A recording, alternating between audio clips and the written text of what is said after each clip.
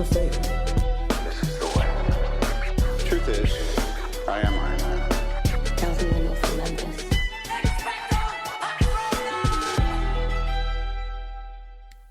Hello, critics, non-critics, and friends. Welcome to the Film Optix podcast, where we take a glance into blockbusters, indie films, and everything in between. I'm your host, Christian, and as always, I'm joined by my good friend / my co-host, Devin, and today we're here to give our thoughts and insights, our deep, deep thoughts about Shazam, Fury of the Gods, aka Shazam 2. And before we begin today's episode, you can listen to our podcast on podcast platforms around the internet. That includes Apple Podcasts, Spotify, Google Podcasts, and more. And if you are a new or seasoned listener to the show, we would love to hear from you guys. Follow us on Instagram and follow us on Twitter at Film Optix. That is Optix with an X. Or you can email us at filmoptix@gmail.com for any movie-related questions. Devin, how's your week been? Because for me, it's been dragging a bit, but I've been keeping busy throughout the week. But it's finally Thursday night. We have one more work day left, I should say. How has your day been? How's your week been? You know, tomorrow's St. Patrick's Day. You got any Irish plans? Got anything green going on? Nothing green, but I am going to a comedy show tomorrow with Cedric the Entertainer and a few other big star comedians over at Bridgestone Arena. So that's actually pretty fun. But I don't have any St. Patty's Day plans tomorrow outside of that. What about you? I'm just hanging out. I don't know. Well, there's not really much to do on St. Patrick's Day other than just drink. Like that's all that it is. Yeah. And I feel like a lot of people are going to be doing that throughout the weekend already. So, I mean, with it being on a Friday, I feel like that's a little bit better because, you know, that's the actual day of St. Patrick's Day. But people are definitely going to be celebrating throughout the weekend, which is totally fine. I'll probably have like a few drinks or something, but nothing like balls to the wall. You know, kind of been there, done that already. So it would have to be like a really special occasion for me to like, you know, break out the old Stein and, you know, do all that stuff. But yeah, as I mentioned before, we are going to be talking about Shazam, Fury of the Gods here on the podcast. This is probably going to be one of the shorter episodes. It's just been a very, very long week on my side. So we're going to try to keep this, you know, not super long, but not super short altogether. But Devin, did you pick up anything good from that Steam sale? I mean, I've been looking around. It's looking pretty nice. I've not perused yet. Sounds like you have some stuff in your cart. Oh, it's already been added to my library. Let me tell you. So I got Dishonored 2 and the third one. I forgot the full name of it. They were like, I think $8 each. I think if you bought them together, it was like 12. So I got those two, and I bought Sunset Overdrive. I'm debating on buying Persona 5 Royal now or maybe later because this is a spring sale. You know, they always do like the summer sale, winter sale, things like that. But I feel like the spring sale it's hitting pretty hard. I mean, I'm trying to refrain myself from like buying anything else, but that's pretty much the three things I picked up. They weren't super expensive, so, but you know, it is what it is.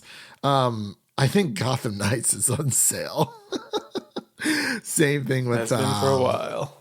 Yeah. You know what else is on sale? Forspoken. You can finally play it, Devin. It's all yours for the taking. Oh yeah, the game that tanked the studio. Oh man, that thing should have been $20 already, honestly. But yeah, definitely peruse. See what you like. You know, look through your wish list first, because that's what I did altogether. But enough chitter chatter about video games, ladies and gentlemen. You know, we're just two happy campers when it comes to PC gaming, the old Steam Deck. But as I mentioned before, we are going to be getting into our Shazam Fury of the Gods review. If you are new to the show, welcome altogether. The way that we usually break down our reviews is that we get into our initial reactions first, then we'll get into spoilers, and we'll let you know well in advance once we get into spoilers. Then we get into our final thoughts and ratings, and then we close out with our coming up next section, and then we say our final goodbyes. So, with all that said, we'll be right back after this introduction to Shazam, Fury of the Gods. Come on! Now let's get down to business. Listen to me, Billy. The fate of your world depends on it. The daughters of Atlas are coming for you. Children stole the power of all the gods. This is very personal, Billy. Look, I might not have as much experience as you because I'm not super old like you, but I've seen all of the Fast and the Furious movies, lady. It's all about family. And we are back with our Shazam, Fury of the Gods review. The director of this movie is David F. Sandberg and stars Rachel Zegler, Grace Caroline Currey, Zachary Levi, and Helen Mirren. And the story is as follows. This is a very basic synopsis, doesn't really give anything away about the plot, but the synopsis is as follows. The film continues the story of teenage Billy Batson, who upon reciting the magic word Shazam, is transformed into his adult superhero alter ego titled or named Shazam. He finally has a name. Yeah, finally has a name. I know it. I thought that he had that in the last movie, but I guess not. But we're going to get into our initial reactions here. So I'm going to pass it over to Devin so he can give his initial reactions to Shazam, Fury of the Gods. Yeah, let's dive on in. I feel like the original Shazam is definitely a favorite of both of ours as far as DC goes. Like, if we had to do a ranking, it's probably top 3 for me as far as the DCEU. Like, that one was just such a pleasant surprise, and it just had, like, these just magical moments and the pockets of humor that just really worked. And I feel like there is a lot of that in this one, but there is also there's definitely some issues here. I'd say overall it is, as a follow-up, it definitely lost some of the magic that the original had, I'd say, but it is nice to have the original cast back. I think for me, I would say Jack Dylan Grazer stole the show, similar to the first one. Him and the relationship he has with Rachel Zegler's character, Anne, we'll call her. I think that was definitely the strong point of the movie, and I just liked his performance overall. And he had a lot to do. Like, he had a lot more acting to do than his counterpart in Asher Angel, who was in Zachary Levi form a lot of the time in this movie. So I definitely enjoyed his performance. There's a lot of cool moments. Some of the humor works for me. Some of it didn't land as much as I would have liked it to. And it felt like it was similar for the theater I was in as well, which had a decent amount of people. Some of the CGI was a bit iffy, but then there are other parts that it looked really cool. Like, I think the dragon looked really cool, but then they kind of had a similar issue to the first one where there's these monsters that just kind of look goofy and off, that are just placed into the world. And then there's also a cameo, which is just kind of doesn't seem to really fit, especially considering the person it is and the future they have in the DC, which doesn't seem to be very, very bright at the moment because of the things that they've been changing. And it just doesn't really seem like this cameo really works, just because of how the future of that character is. It just feels out of place.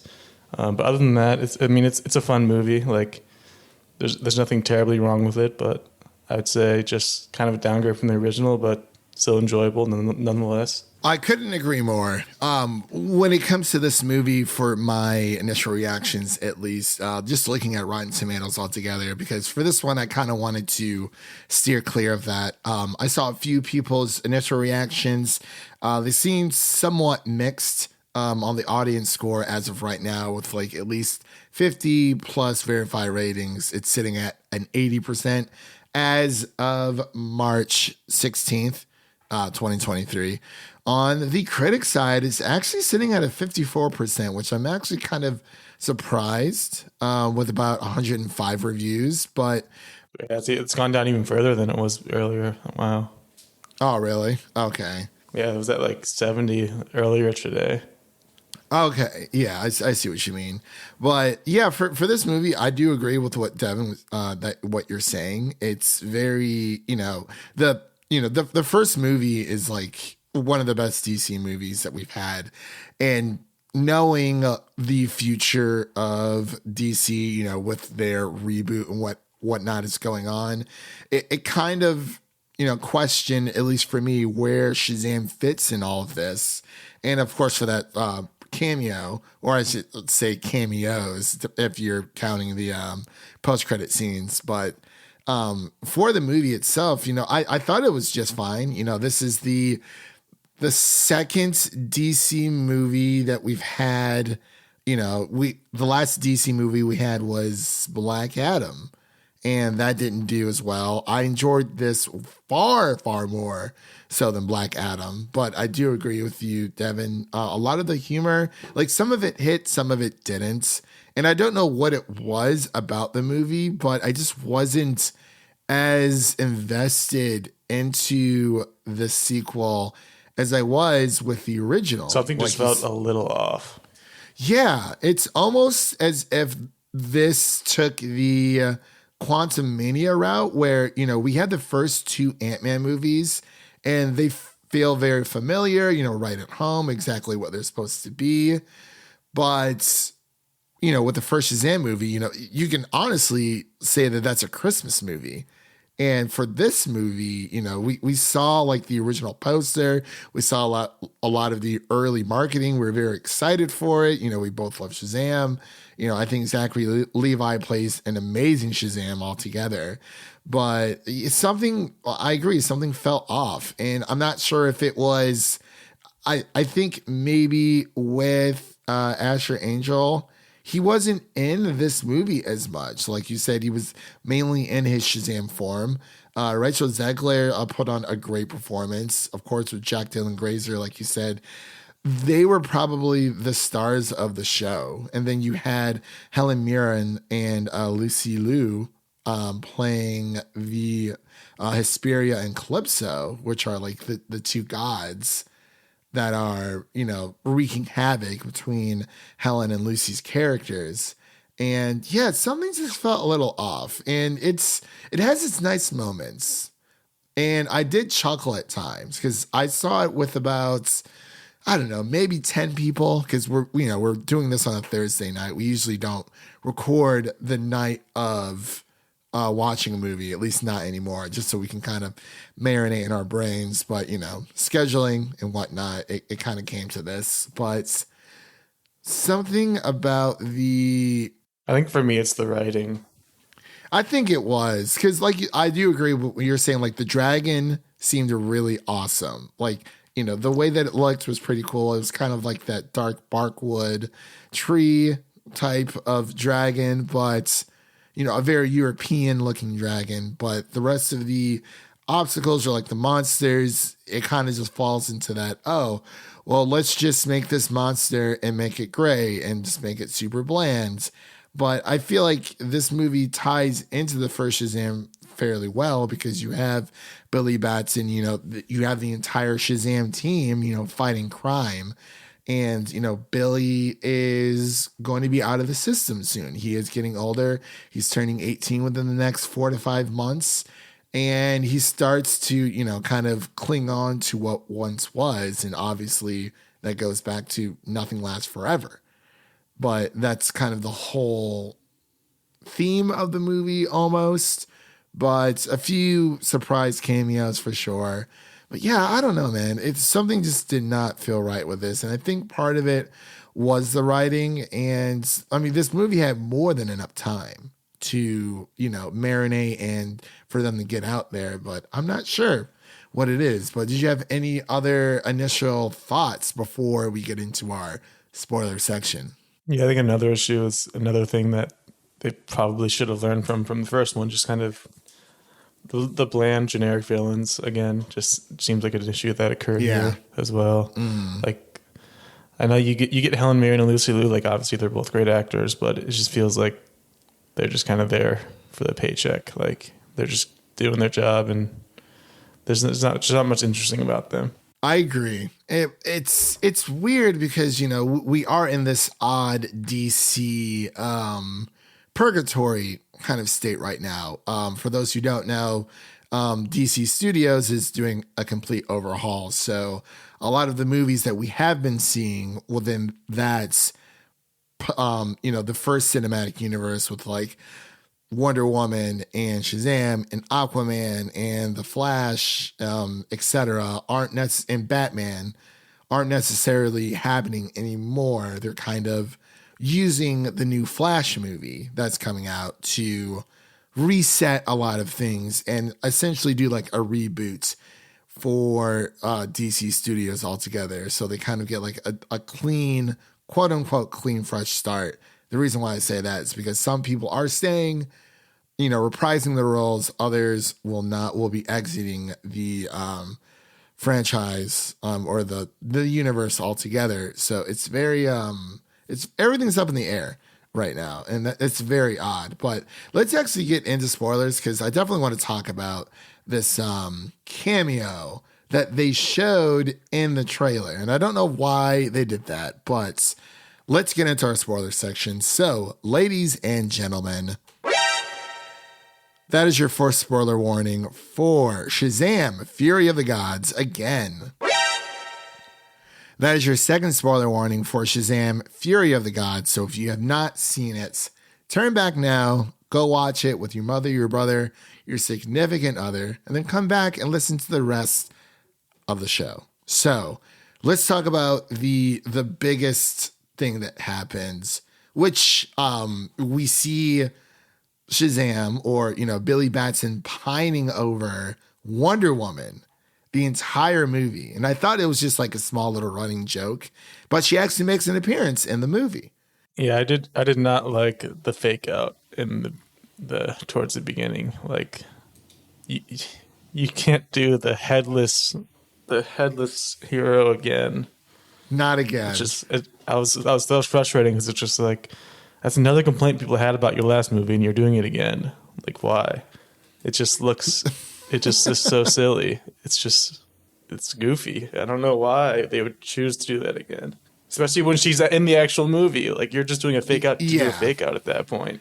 Right. I was going to say, like, at least in the first Shazam movie, we didn't know, you know, the whole Henry Cavill thing coming back as Superman was up in the air. We did not know. So they're like, hey, let's put Superman in our movie, but we're just going to remove his head. I thought that was perfect for the first Shazam movie.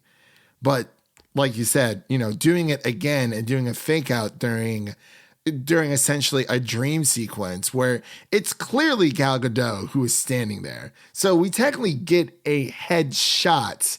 It's just not the front of her head the first time that we see her in the movie. And then she just randomly appears towards the end after Billy dies, which I thought was a quite touching moment altogether. But after Billy dies, and, you know, he was like essentially the last god among them in order for, you know, the rest of the team to have their powers back.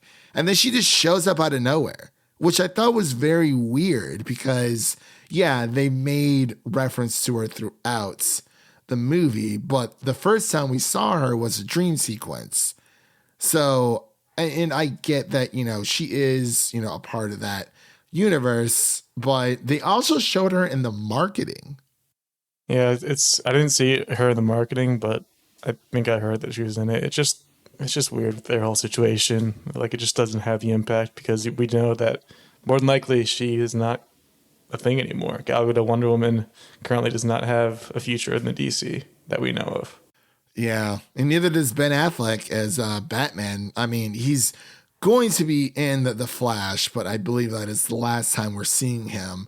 So I feel as if even though there are a lot of definitive, you know, here's what we're doing with the new DC with Peter Safran and James Gunn, I feel like they still don't have everything figured out because some people are staying. And let's talk about the first post-credit scene, of course, here in spoilers. Yeah, I was actually going to say I did not stay for the post-credits because I really had to pee. So you're going to have to fill me in on those. So apparently there was 2 post-credit scenes. I did not stay for the second one because I also had to use the bathroom. All right, I'll look up the second one. But the first one was with, I think his name is Reconnaissance from Peacemaker and Harcourt.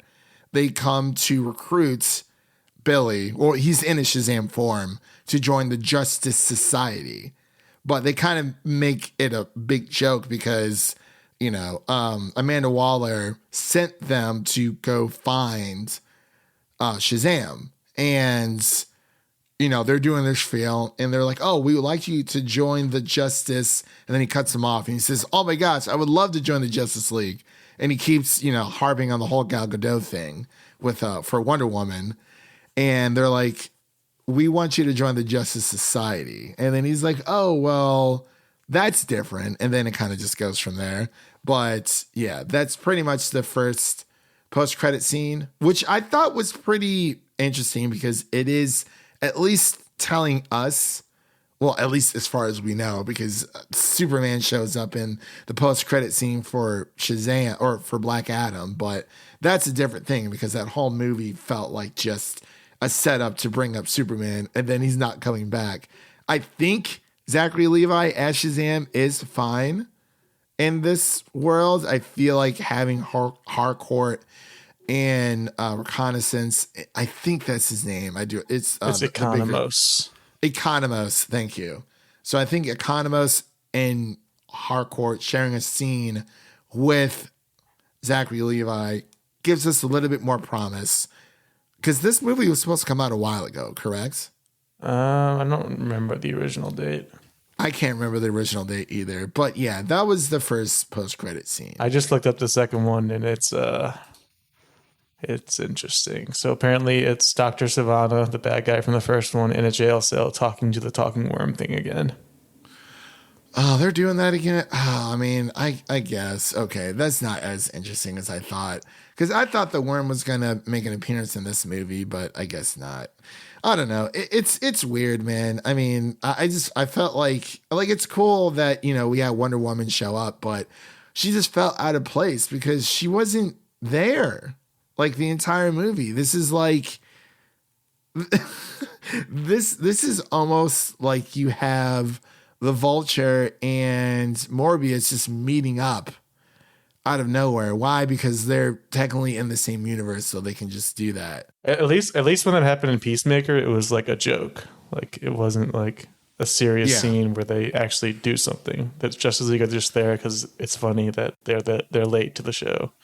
Exactly. Here it's like she's actually a part of the plot. It's just like it doesn't really fit. Yeah, like if it was an actual post-credit scene that she showed up in, which I thought it was, that would have made more sense. But she literally just comes out of nowhere. They're like, oh, That also goes back to the issue with Black Adam where he doesn't want to share the screen with Shazam. Like they're two characters most known for being with each other, and because of The Rock being selfish, I guess, and skipping right to Superman, we don't get that. And that could have been a cool cameo, but it's not what we got. Yeah, I mean, Black Adam gets his powers from the same wizard as Shazam, so like that is literally his antagonist, his villain, or Shazam's villain. But yeah, I don't know why The Rock kept pushing for Superman. I was like, this doesn't even make any sense. I mean, they have fought against each other before, but it's like they're not. It's just, when I think Black Adam, I think Shazam. I don't think Superman. But yeah, I don't know why Gal Gadot was just thrown in here like, oh, there's no more gods left. Well, there's one, and then she just pops out. I was like, was this directed, like written by people from Reddit? Because she just came out of nowhere, dude. I don't know where she came from. Don't get me wrong. The DC already wasn't in a connected universe, and then here at the very end, they're still trying to throw in any connectedness they can. Like, It's weird. Just let that go. It's she literally. I was not expecting to see her. I thought she was a post credit scene because I came across a leak. Well, I thought it was a leak, but apparently I was told that was actually part of the trailer. Then I watched the trailer and I'm like, oh yeah, she's there. I'm like, okay, but she's not even a part of the plot whatsoever. It would have made sense if she was there because, her father is Zeus and, the whole Greek mythos thing with Shazam, it works. It all ties in together, but, they just didn't do it. But yeah, overall, I mean, I thought the performances were good. Rachel Zegler, she did her thing. Like you said, Jack Dylan Grazer, he's probably the best part of the entire movie. But let's get into our final thoughts and our ratings. I got to throw in one more thought here. The thing that bothered me the most was the Skittles unicorn. Oh boy, that one really. That was worse to me than the ants coming back in Ant-Man. Like that was just Taste the rainbow. That was just dumb on a level that just makes you. It just causes you physical pain. Like, how much does Skittles pay for that? Because it felt like a straight up product placement for like a good 5 minutes there. Like even the tagline you just mentioned got used twice. It just felt so weird. And the fact that unicorns, they equated ambrosia to Skittles. Ambrosia is like the nectar of the gods, and they just made it Skittles. It's just so off. I just did not like that part. I mean, I guess depending on who you ask, you would have. I mean, I guess Skittles would be the nectar of the gods somewhat, but there was also, it was okay. I mean, like I thought it was like a fun little moment. I didn't think too much of it, but saying it twice, I think kind of killed the joke. Because, like, if she was going to say it, she should have said it the second time or the way that she said it the second time altogether. But, yeah, I mean, the cast is great. It's just something was missing. I'm not sure if the same writer for the first Shazam wrote this movie. If so. I was just saying, it feels like the more we talk about it, the more negatives come out. Like, I guess as far as positives go, like we mentioned, the dragon was cool. Obviously, the characters are all pretty great. Like, it's good to have the original family back, and those dynamics are all pretty good. And then Rachel Zegler and Jack Dylan Grazer, their relationship is definitely the heart of this movie. But other than that, I did like the opening sequence. I thought that was a pretty decent job of establishing the villains in a cool way. But yeah, other than that, I mean, not too much to dive into. Yeah, and I think that's what it boils down to. And anyone out there who's listening, it's not like we're trying to rip the movie apart. Like far from it, like 100%, because it's just we enjoy Shazam, and we were looking forward to this movie. It's just something's missing from this movie. And, like I said, I did chuckle from time to time. Like I had a lot of fun with it. Like when it came to like a lot of the jokes and whatnot, like I thought the plot was fine. Like, and it came to a very emotional ending, but yeah, there's something that felt very off about this altogether. But yeah. Also, yeah, we should also talk about the ending because it was an emotional ending, but then like we keep saying Wonder Woman just appears and just kind of undercuts the ending. Because it was pretty emotional. Because I thought that was going to be the end for Billy Batson. I thought he was just going to die. I'm like, okay, they did 2 Shazam movies. They're moving on to other projects. That's fine. And then, yeah, Wonder Woman just shows up and essentially just revives Billy. And then everything's all good again. Everyone gets their powers back. And nothing really changes outside of Rachel Zegler's character being added into the mix. And and the wizard getting some new threads. Yeah, he's got some new clothes and a cool hat. There was also with Pedro Pena, the heavier set brother. Like, I guess you can say he had a little bit of a story arc, but like they didn't really go anywhere. It kind of just was there. Like they kind of, I was like, oh, okay. I mean, like that's fine. Like, he says that he's gay. It's like, okay. But like, they didn't do anything with it. They were just like, they hinted at it like twice. Like they hinted at it once. Yeah, it's kind of just like a punchline. Yeah. And I was like, I mean, cool. I mean, it's not necessarily bad. It's just, I don't even know why that was thrown in there because it doesn't really serve anything to the story, if that makes any sense. Like if he would have had like, a B plot line of him, coming to terms and like, wanting to come out to his family and whatnot, I felt like that would have been better, but he kind of just says, he's like, say magic words or whatever. He's like, I'm gay. And they're like, oh, cool, man. And I was like, okay, I'm like, that's great. Very accepting family, but like, that's it. There was nothing else. I was like, it felt like a throwaway line. Like you said, it felt like it was just like a butt of a joke. And I was like, okay, I mean, I guess that's fine, but let's get into our final thoughts here. Cause we're going to be here all day. Like we said, we like the movie just fine. It's just not it's something that really, something's missing from this movie that the first movie had. But Devin, what are your final thoughts and your ratings for Shazam: Fury of the Gods? Yeah, final thoughts overall. Feels like it lost some of the magic from the original, but it definitely still has some positives to make up for that, and it's still a fun ride throughout, even if it falls flat in some areas. Overall, I'd probably give it like a 70 overall. Like it's not horrible by any means, but it's also just.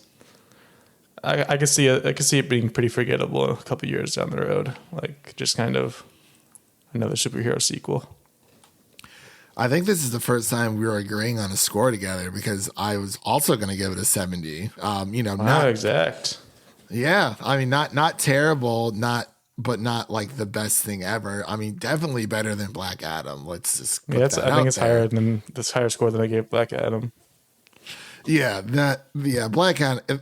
It's not even like Black Adam wasn't even like a good superhero movie, but yeah, a lot of my final thoughts.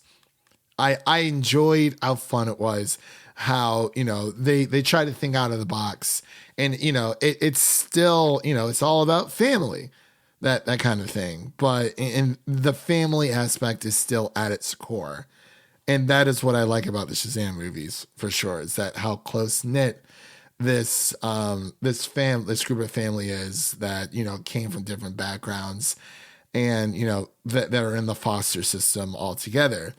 But yeah, for some reason I feel like it's the first one really just sticks more true to me. I mean, the first one had its issues, with the villain and whatnot, but overall it was still a great movie. And something about Shazam: Fury of the Gods doesn't shine as bright as the original Shazam.